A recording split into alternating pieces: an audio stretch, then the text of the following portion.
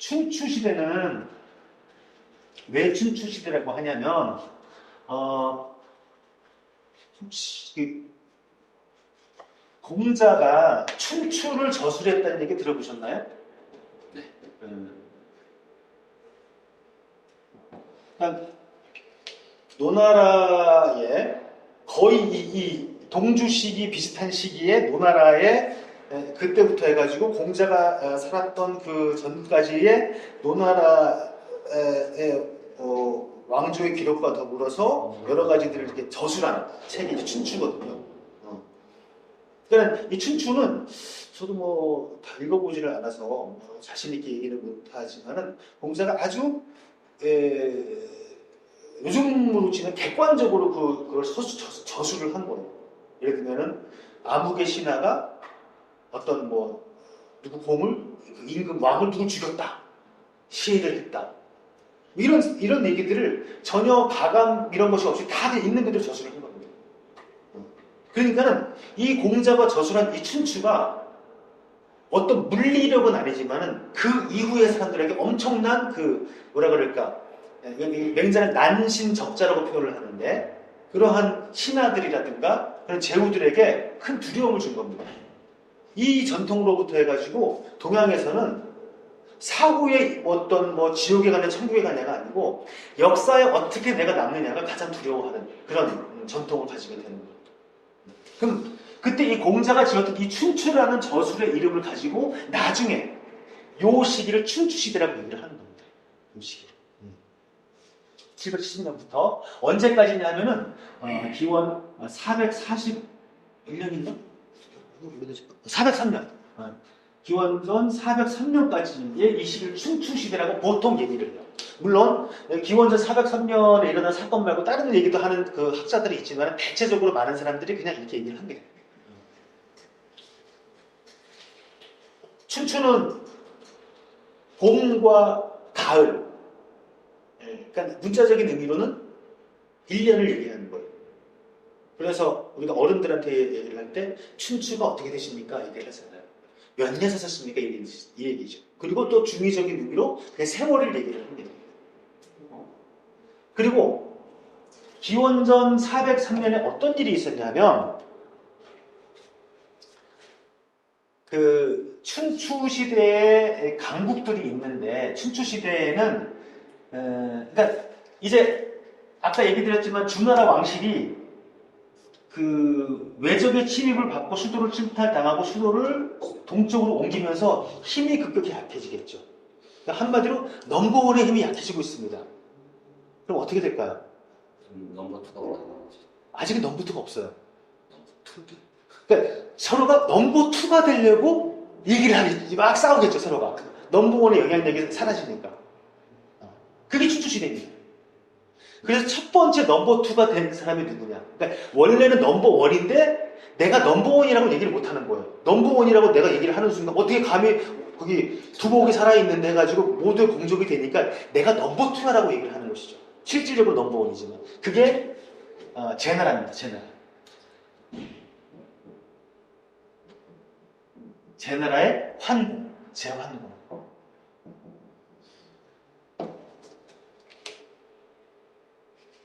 제환공에 대한 얘기만 하더라도 한 시간 이상이 걸리는데 이제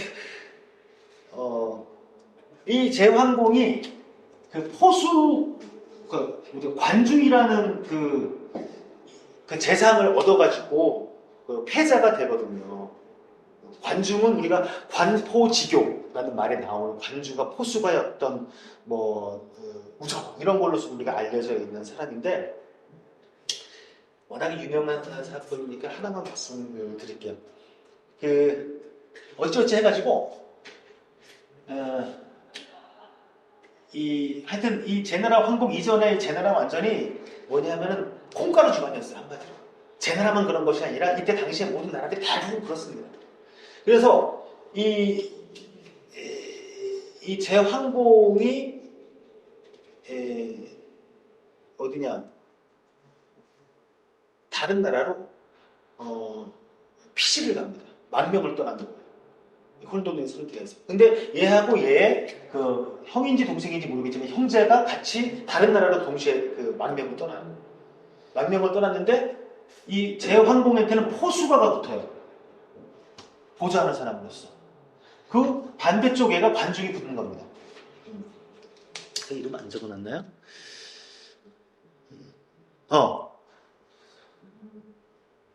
그러니까는 이 제환공의 이름이 뭐냐 하면은 소백입니다. 왕이 되기 전에. 그 다음에 관중한테 붙은, 관중이 따라간 공자가 공자 규예요, 규. 그런데 이제는 얘네들이 이렇게 서로 망명을 떠나 있는 상태인데 갑자기 제 나라에서 어떤 반란이 일어나고 난리가 나는 거예요. 그러니까는 누가 먼저 제 나라에 들어가가지고 그 왕위를 차지할 것이냐는 경쟁이 된 것이죠. 그 소식을 듣고 소백과 규는 서로 이제 자기가 망명한 곳에서 제 나라를 향해서 가고 있는 겁니다. 가고 있는 상태인데 관중이 꾀를 낸 겁니다. 그래서 먼저 그 일기 필마를 말을 타고 이 중간에 이 소백과 포수가가 얼마나 길목에 숨어가지고 있다가 소백이 쉬고 있는 상태에서 활을 쏴요. 암살을 한 것이죠. 그래서 소백이 이 배 부분에 맞아요. 맞아가지고 소백이 쓰러집니다. 그랬더니 관중이 이제 돌아가가지고 이제는 너무 급하게 가지 않아도 됩니다. 제가 처리를 했습니다 하고 천천히 이제 제대로 들어가는데 문제는 뭐냐면 이 소백이 보통 사람이 아닙니다. 다행인지 불행인지 이게 한마디로 요즘 말로 허리띠를 맞은 거예요. 화살이. 죽지가 않은 거예요. 근데 그러면은 보통 사람 같으면은 딱 하고 나서 이거 어떤 놈의 새끼가 쐈어라고 할 텐데 그 순간 소백은 기지를 발휘한 겁니다. 아, 내가 죽은 척을 해야 되겠구나. 그래가지고 관중은 소백이 죽었다고 생각을 하고 이제 더 이상 급하게 갈 필요가 없다고 천천히 갔는데 이미 소백은 죽은 척하고 좀 있다가 일정 시간이 지난 다음에 급하게 말을 골라서 제난에 들어갑니다. 그러니까 이제 소백이 제환공이 되는 거예요. 그러면 이 관중은 어떻게 될까요? 네? 천하의 역적이죠. 네? 원수 중에서 이런 원수가 어디 있어요? 그렇죠? 아니 국회 앞에서 그냥 실수로 이렇게 주먹으로 이게 턱 한번 살짝 쳤다고 해가지고 구속시키고 막 그런 바람에 왕을 지금 화살로 쏴가지고 죽였는데, 그렇죠? 그래가지고 제환공도 당연히 내가 일단은 왕위의 경쟁 상대가 되니까는 이 귀는 노나라에서 지금 그 망명을 하고 있었거든요. 그러니까는 일단 공자 귀는 죽여라라고 노나라 얘기를 합니다. 이웃나라예요, 노나라가. 제 나라만큼 힘은 세진 않아요. 죽여라고 하니까 죽였어요. 그 다음에 이 포수마가 이제 제환공한테 얘기하는 겁니다. 관중은 어떻게 할 것인가 했더니 당연히 죽여야지. 내가 갈아먹어서도 내가 시원찮다 했더니 포수가 이렇게 합니다. 만약에 공께서 제 나라를 안정되게 다스리려면 저 포수가로 충분합니다. 하지만 천하의 패자가 되기 위해서는 관중이 반드시 필요합니다.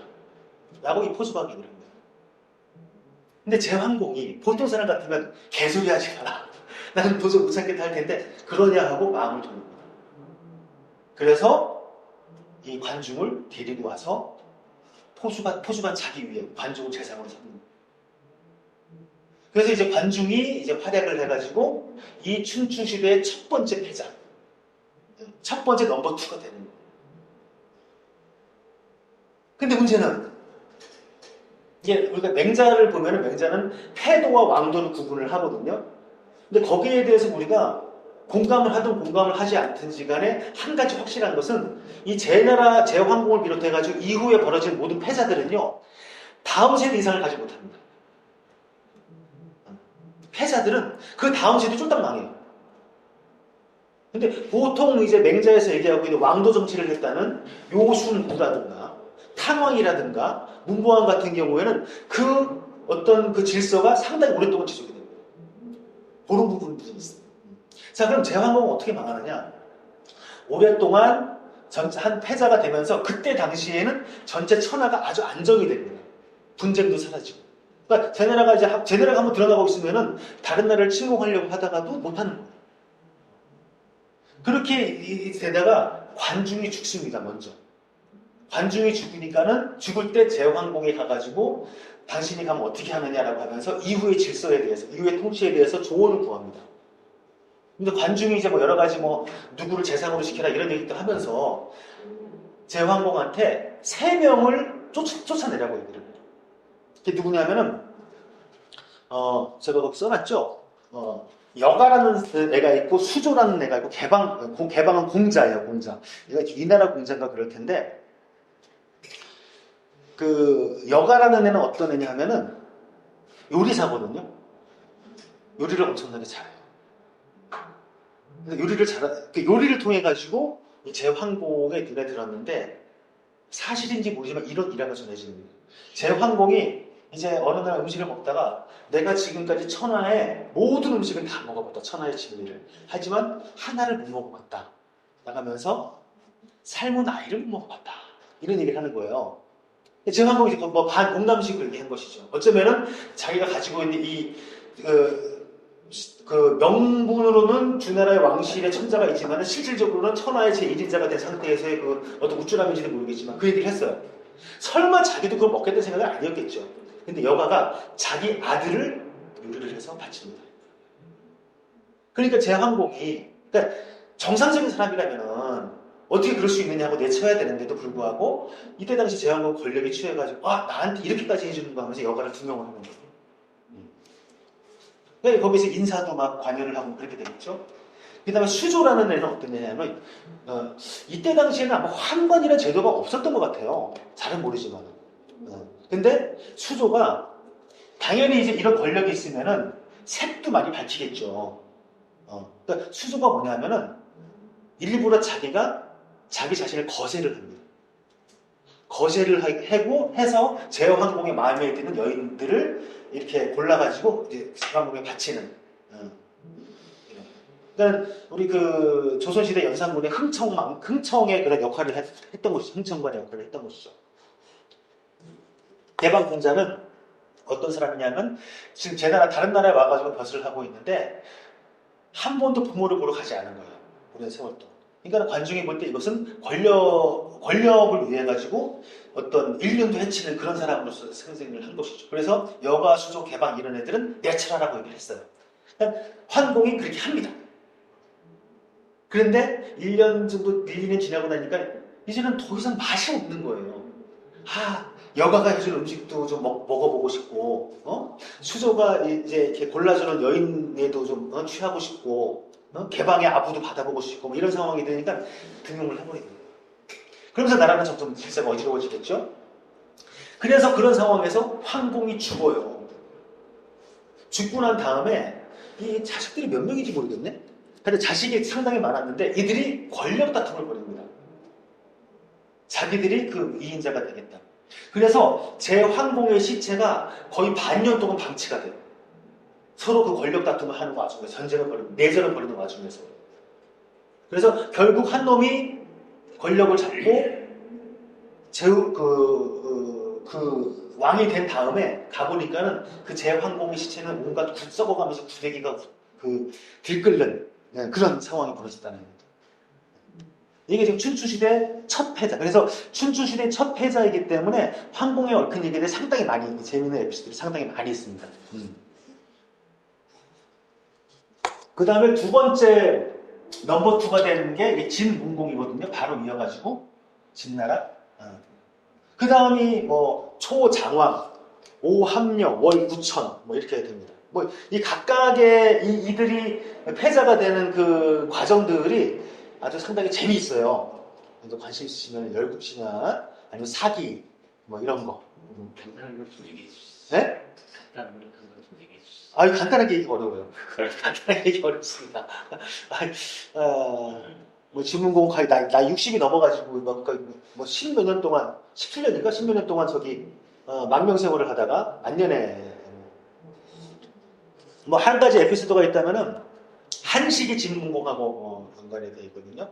한식이 그 망명생활을 하면서 진문공을 이렇게 보좌했던 사람 중에서 개자출한 사람이 있었어요. 근데 당연히 망명생활을 하다가 이제 진나라의 왕이 된 다음에는 논공 행상을 해야 될 거 아니에요. 이렇게 하는데 계사추가 빠졌습니다. 근데 계사추는 어떻게 생각을 했냐면 나의 역할은 여기서 끝났다.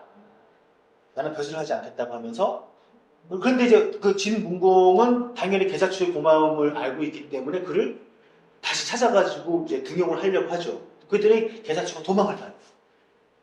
그래서 산 이름은 제가 까먹었는데 그 산에 어머니를 모시고 산 속에 들어가서 숨습니다. 그랬더니 이제 진문공이 야 병사들을 풀어가지고 모셔와라. 그러니까 이 계사추를 벌을 내리려고 하는 것이 아니고 벼슬을 주고 상을 주기 위해 가지고 막 했는데 못 찾은 거예요. 산이 깊어서. 그랬더니 진문공이 그러면 불을 질러라. 그러면 못 참아서 나오겠지. 이렇게 얘기를 했어요. 불을 질렀더니 안 나오는 겁니다. 나중에 가서 봤더니 계사추와 어머니가 서로 끌어안고 타 죽었고. 그러니까 진문공이 통곡을 하는 겁니다. 후회를 하면서. 그래서 이날은 절대 불을 피우지 마. 이게 이제 한식의 기원이 됐다. 청명 한식할 때 한식의 기원이 됐다라는 그런 얘기가 있어요. 하여튼 그런 것처럼 이때 당시에 여러 가지 그런 우리가 알고 있는 뭐 사자성어라든가 이런 게 상당히 많습니다. 오늘하고 원래는 뭐 5월 동주, 뭐 권토 중래, 뭐 이런 뭐 와신상담, 뭐 여러 가지 뭐 토사고팽 이런 거 다 있는 그런 이렇게 오패들이 있는데, 자, 그러면 이 두 번째 넘버 2가 된 진나라가 BC 403년, 기원전 403년에 어떤 일이 있었냐면은, 이 진나라는, 이 주 왕실하고 같은 히시성입니다. 왕실하고 같은 시성이에요. 근데 이것도 재밌는 게, 초창기에는 전체 제후국들의 많은 제후국들이 친척이에요. 친척. 그러니까는 이제 뭐 저쪽 뭐 그 노나라의 누구는 우리 아버지의 할아버지의 뭐 몇째 아들이고 뭐 이런 게 연결이 될 거 아니에요. 근데 몇 세대가 지나가면 어떻게 될까요? 성씨만 같이 남하고 똑같습니다. 혈연이라는 것이 별로 의미가 없어지는 것이죠. 이런 것도 그 결속이 느슨해지는 원인 중에 하나가 되는 겁니다. 자, 근데 이 밑에 진나라 밑에 대부들이 있었어요. 대부들이 한씨, 위씨, 조씨, 그리고 이제 지씨라고 있었어요. 지씨, 지백이라고. 근데 요 네 개, 보통 크게 6개의 그 대부들이 큰 대부들이 있었는데 뭐 요 두 대부들은 뭐 나중에 합쳐지니까 빼고 요 네 그 대부들이 서로 땅덩어리를 차지하기 위해 가지고 이때 당시에 진나라 왕은 힘이 급격하게 사라져요. 그래서 이 대부들이 힘을 가지게 됩니다. 이들이 서로 내전을 벌여요. 내전을 벌이는 과정도 아주 재미있게 그려집니다. 처음에는 이 지씨가 가장 큰 힘을 가지고 있었는데 어찌어찌 해가지고 이 집을 멸망을 시키고 한씨, 위씨, 조씨가 이 진나라를 다 나눠먹기를 합니다. 그래서 이 진나라가 한나라, 위나라, 조나라로 나눠져요. 옛날 춘추시대 그 이전에서는 상상도 못할 일이에요. 이런 일이 벌어지면 당연히 뭐 이제 제환공이나 진문공 같은 데 가가지고 이 대부들을 완전히 주사를 시키고 다시 이 원래 이 제후한테 이 사직과 그 종묘를 복원시키는 그랬겠죠. 근데 지금은 이 전국시대에 들어가는 이때는 이 질서가 무너지는 겁니다. 대부가 제후는 반란을 일으켜서 죽이고 자기들이 나라를 차지하는 이게 상징적인 사건이에요. 그래서 요 BC 403년이 춘추시대와 전국시대를 가르는 기준이라고 그렇게 얘기를 하는 겁니다. 많은 사람들이. 그래서 전국시대가 시작이 돼요. 이 전국시대라는 말도 나중에 그 한나라 때 이 시기에 그 여러 제후국들이나 나라들의 어떤 뭐 정책이라든가 여러 가지 이런 거를 기록해 놓은 것을 편찬한 책을 이름을 전국책이라고 이름을 지었어요. 그래서 이 시대를 이제 전국시대라고 얘기를 합니다. 그리고 이때 초창기 이 춘추시대 초창기의 제후국들의 수는 수백 개의 나라가 있다고 그랬어요. 우리가 알고 있는 이름난 나라들은 뭐 몇 개 안 되지만은 아주 조그마한 나라들이 상당히 많거든요. 예를 들면 뭐 맹자라든가 이런 거를 읽어보면은 뭐 조그만 진나라, 채나라, 뭐 등나라, 뭐 이런 여러 가지 그 정나라, 조그만 나라들이 많이 있습니다. 근데 이 전국 시대가 되면서부터 이 힘 있는 제후들이 점점 더 조그만 나라들을 복속해 갑니다. 지금 우리나라랑 비슷한 것 같아요. 옛날에는 많은 탄탄한 중소기업들이 많았는데 지금 큰 대기업들이 그냥 뭐 웬만한 골목이나 이런 것도 다 삼켜먹잖아요. 이게 전국시대입니다. 이때 그랬어요. 그래서 결국은 전국시대 중기 이후에는 7개의 나라만 남아요. 그거를 7개가 남는데 전국칠국이라고 합니다. 그래서 중국 전체의 나라를 이렇게 그려보면은 여기 산동반도 있고 이 서쪽 여기에 진나라가 있어요. 진나라. 그리고 이 남쪽에 초나라가 있습니다. 그리고 여기 산동반도에 제나라가 있고, 그 다음에 그리고 저 위쪽에 이제 연나라가 있고, 북쪽에 요 북쪽에 이 연나라의 수도가 연경이에요. 그게 지금의 북경입니다. 그리고 요 중간에 옛날 진나라가 나뉘어져가지고 여기 위나라, 좀 북쪽에 조나라, 여기 한나라. 이렇게 지금 전국시대의 지도가 그려집니다. 하여튼 이런 상황 속에서 합종연행이라고 들어보셨나요? 합종연행. 그러니까 합종이라는 것은 이제 이 진나라가 점점 강국이 돼요. 가장 늦게 출발한 나라임에도 불구하고 강국이 되면서 이 진나라는 여기가 보면 이제 여기 이 산맥 이름이 중요한 산맥인데 이게 이름이 하여튼 이 산맥이 여기 동과 서를 나누는 하나의 큰 경계 중에 하나인데 요 부분에 한곡관이라고 있습니다. 한곡관 많이 들어보셨죠? 안 들어봤나요? 들어봤어요. 만리단성이었던 또 하나의 끝점이 되기도 하고 그런 인데 요 한곡관을 딱 가로막으면은요 진나라가 넘어갈 수도 없고 이 바깥에 동쪽에서 진나라를 침공하기도 어려운 게 천태 요새 같은 데예요. 근데 진나라는 이제는 여기 이 저쪽 지역을 다 평정하고 나니까 어떻게 해야 되죠? 동쪽으로 넘어가는 것이 꿈입니다.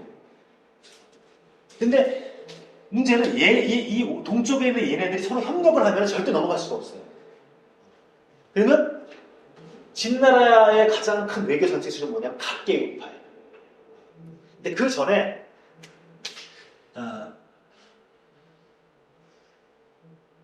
장의라는 데가 이제 합종책이라는 어떤 외교 정책을 펴가지고 요 동쪽에 있는 연나라, 제나라, 조나라, 한나라, 위나라, 한나라, 초나라를 다 찾아다니면서 이 서쪽의 진나라를 대항하기 위해서는 우리가 종으로 합해야 됩니다.